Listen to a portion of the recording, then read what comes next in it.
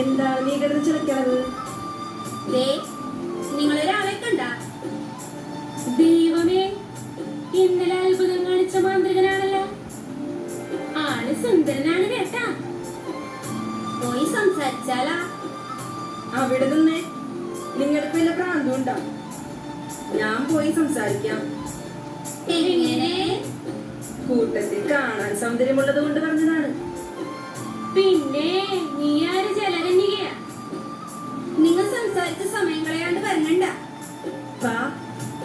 നിന്നെ നിന്നോട് പലതവണ പറഞ്ഞിട്ടുണ്ട് ട്ടാ, ഒരു നല്ല ആഴത്തിന് പോകുമ്പോ പുറകേന്ന് വിളിക്കരുതെന്ന്.